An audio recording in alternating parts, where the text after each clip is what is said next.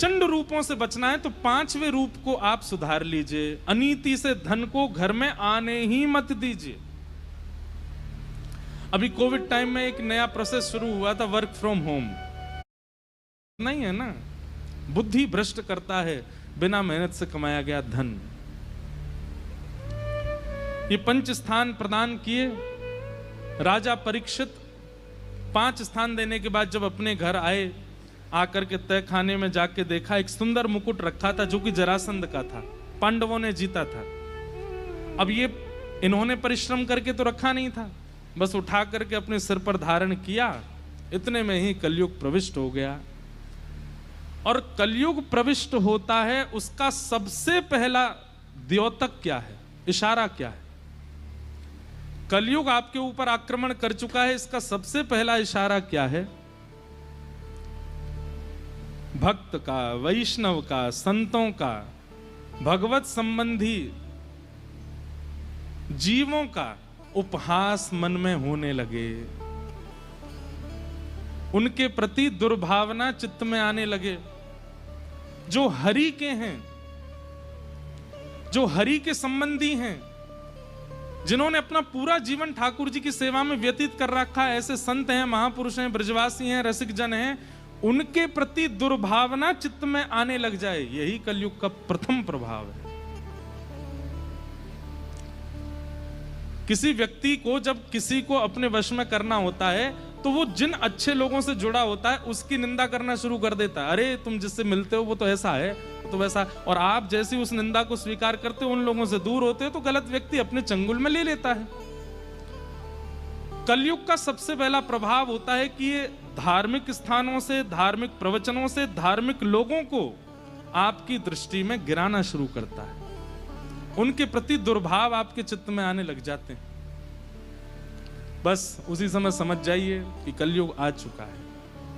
आप कलयुग के चपेटे में आ चुके हैं।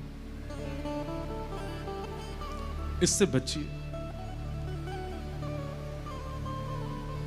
राजा परीक्षित वन में गए, वन में प्यास लगी तो एक ऋषि के आश्रम में चले गए, लेकिन कलयुग का प्रभाव हो चुका था तो ऋषि समाधि में बैठे थे। समाधि में बैठे ऋषि को देख करके हमेशा परीक्षित जी के मन में आता था कि समाधि में प्रणाम कर लूं, लेकिन आज मन में क्या आया? चक्रवर्ती सम्राट आया है द्वार पे और ये अभी भी समाधि में बैठे हैं। इनके मन में जरा भी लज्जा नहीं आती कि चक्रवर्ती सम्राट आया, मैं नेत्र खोल के इसका स्वागत तो करूं। ये कलयुग का प्रभाव है। और राजा परीक्षित ने अपना अपमान जान करके एक मरा हुआ सर्प उठा करके उस ऋषि के गले में डाल दिया। परीक्षित तो चले गए, लेकिन कुछ बालकों ने ऋषि के पुत्र को जाकर के ये बात बता दी कि तुम्हारे पिता के गले में मरा हुआ सर्प राजा परीक्षित ने डाला। ऋषि पुत्र को क्रोध आया और उसने तुरंत जल हाथ में लिया और कहा, मैं श्राप देता हूं, मेरे पिता का अपमान करता है राजा परीक्षित, अगले 7 दिन में तक्षक सर्प डस देगा और इनकी मृत्यु हो जाएगी। श्राप दे। ऋषि का जब ध्यान खुला, मरा हुआ सर्प देखा तो उठा के फेंक दिया।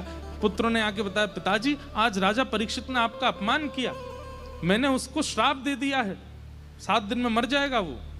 ये बात सुनकर के ऋषि प्रसन्न नहीं हुए। ऋषि बोले, दे बेटा ये गलत किया तुमने।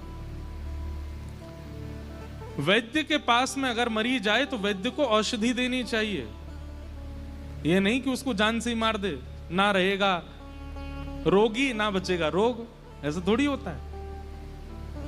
राजा परीक्षित को रोग हुआ था, वो रोग का निवारण करना, तुमने तो उसको सीधे मृत्युदंडी दे दिया। अपने शिष्य गुरुमुख से कहा, जाओ जाकर के राजा परीक्षित को बता दो 7 दिन ही बचे उसके जीवन के, अपनी मुक्ति का उपाय खोज ले। यहां राजा लौट करके आए थे, जैसे ही मुकुट उतारा, मुकुट उतारती उनको अब ग्लानि हुई। मैं आज एक संत के यहां गया था और उसको समाधि में देख करके मैंने मरा हुआ सर्प क्यों डाल दिया उनके गले में? मैं इतना अभिमानी कैसे हो गया? मैं इतना मान प्रतिष्ठा का आदि कैसे हो गया? ये कलयुग करवाता है।